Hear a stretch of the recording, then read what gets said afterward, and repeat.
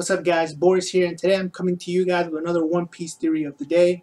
If you guys aren't familiar with the series, what I'm doing is I'm posting a new One Piece theory discussion every day for the rest of October. If you guys haven't seen the previous ones, make sure to check out the One Piece playlist on my channel, as well as subscribe if you guys are looking forward to more theories. And so today I want to give a shout out to Beck26, whose theories I featured on my channel before. He actually found my channel today and he subscribed. So I'm actually decided to review another one of his theories today, and I'm actually going to do it in a mixed up kind of format. So I also want to mention that I'm thinking of possibly doing a live stream for my final episode of One Piece Theory of the Day. When it does go down, I'll see if people are interested in it. Do maybe like an hour live stream where I review a big theory and maybe like a couple other theories. Just do it live, and then you guys can join, or you can just watch it later if you guys want to. Let me know what you guys think about that idea. But for now, let's get into this theory, which is going to revolve around Joy Boy and a possible friendship / connections to Tontattas. So by now you've noticed that this layout looks a bit different because I am covering a smaller portion of a lot bigger theory. I want to try out this window capture just to make things a bit easier and just try test out something new. Now, I do recommend that you guys check out the rest of this theory by Beck26. Of course, link down below like always. And yeah, let's get into it. And so in this portion of the theory, it suggests that there was a collaboration between the Tontattas and Joy Boy, possibly after Joy Boy helping them in some sort of fashion maybe escape the slavery they were having from Doflamingo, which he covers in a little bit. But not only did he help out the Tontattas, with the collaboration, he was able to also help out, or try to at least attempt to help out, the Fishmen, the Dwarves, the Skypians, and the different species that we've seen throughout of One Piece. From what we've seen, Joy Boy, he had some sort of promise that he had made to the Fishmen, but he was unfortunately unable to complete the promise, fulfill the promise. And this implies that he possibly also maybe wanted to help out other species too, not just the Fishmen. Maybe he's the sort of Luffy-like character where he sees everyone as an equal and everyone as his friend. So, with that in mind, let's see in what ways could he have helped out these species. And the person here says that he did that through the help of the Tontattas, who, as we've seen in the recent chapters, they know their way around any plant. So, what are the big plants that we've seen in One Piece? Well, there's four that Beck26 talks about. First one being the Yarukiman groves, which I cannot pronounce, but these are the ones at Sabori Archipelago that allow the ships to go underwater down to Fishmen Island.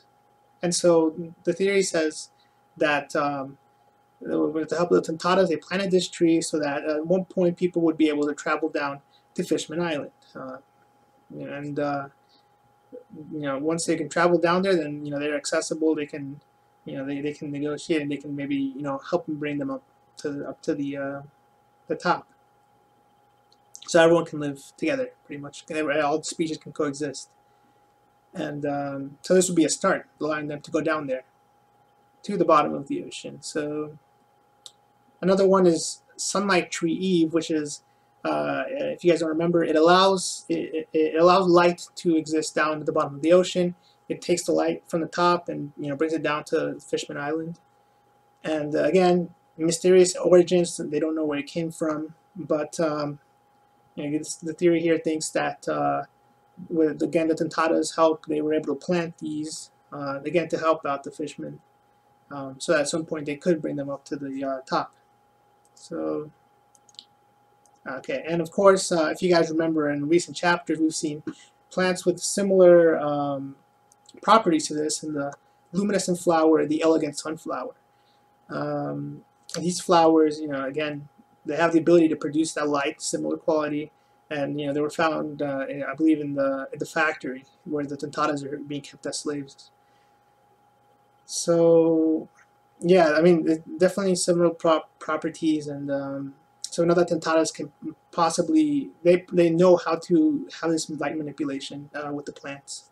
So another one is Great Jack, which is the giant I guess beanstalk that they found in Skypiea.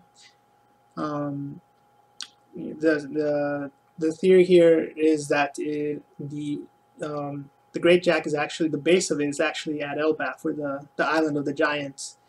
We know that there is an alternate way to get up to Skypiea, and this is apparently the theory states that this is the alternate way to get there. The reason no one can find it is because in Elbaf, which is an island similar to Wano Kuni, where people aren't really, it's more open, closed door policy. People can't really get close to it because the giants are pretty powerful. So that's why no one can really find it. And of course, the Skypiea is directly above Jaya, so how is that going to work? Well, the artist here, or the author here, of the theory posted a possibility so that the beanstalk actually curves. It curves up and reaches upper yard there. So definitely a possibility. Again, if you got, there's all the Oda likes to play with fairy tales and stuff like that. So we have Jack and the Beanstalk. The author here makes reference to Valhalla, of course, because of the Norse mythology. So it's very interesting. This could be serve as its purpose as a way to be able to reach the Skypieans to try to help them and come down to Earth. Because we know that the Shandians were down on Earth, but the Skypieans were up there, so maybe they could bring them down to Earth, so they could all coexist, or maybe they can bring people up there. So that's that's the beanstalk, or what the giant jack, I think is what it's called, the Great Jack. And the final tree that we've seen is obviously the one that the Thousand Sunny is made out of, and that's the Treasure Adam tree. The one that Frankie spent all his money that he stole from the Straw Hats to buy wood from it, and it's the strongest tree in the world.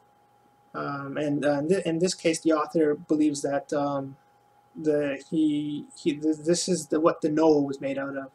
This is what the whole purpose of this tree was to be able to build a giant ship to carry all the fishmen back up to the surface at some point. And again, all these trees were built with the help of the Tontattas.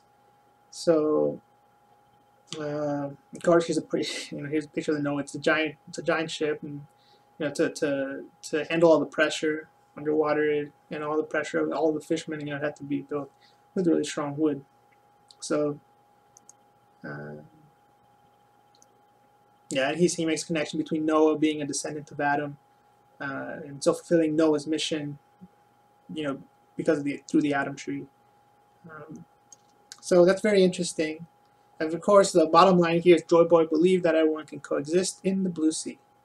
So, I mean, then there's a lot more to it, to the rest of the theory. But this is pretty much the end of this part, where, of course, we know that the conflict between the Tontattas and Doflamingo go back about 900 years. So Tontatta's definitely around during the Void Century, and maybe at some point Joy Boy helped out the Tontattas escape from Doflamingo's grasp.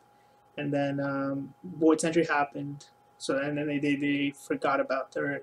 That's why they don't know Joy Boy to help them out. It's because it's part of the Void Century, doesn't exist. So that's pretty cool. Again, there's a lot of references to plants in One Piece. A lot of characters that are very have an affinity to it. For instance, Norland, Mont Blanc Norland, he's a botanist. Recently, we've seen Usopp, who's started to use plants as a weapon. So, is there a connection between them? I don't know, but definitely, the plants are a big thing in One Piece. The plants are definitely a big, gonna play an important role at some point. They already play an important role, and Tontattas are the closest we've gotten so far in One Piece to creatures that are able to produce these kinds of great feats, I guess, or monuments or whatever. But yeah, like I said, make sure to check out the rest of the theory. A lot of interesting stuff. He has a ton of other ones on here, but this one really caught my attention, and this is one of the ones that I think I actually do agree with. This would give purpose to these trees, which are surrounded with a shroud of mystery. Nobody knows their origins, and of course, the reason no one knows them is probably because they were planted during the Void Century, which was during when Joy Boy was around and existed when he wrote the Poneglyphs. So that's going to be it for this video, guys. Again, hope you guys are liking the series so far. Let me know what you guys think. If you guys are new, maybe the first video you guys watch, make sure to subscribe for more One Piece Theory videos. Again, I'm thinking about doing a live stream at the end, but I don't know yet. Let me know what you guys think. That's something that maybe you guys are interested in or not.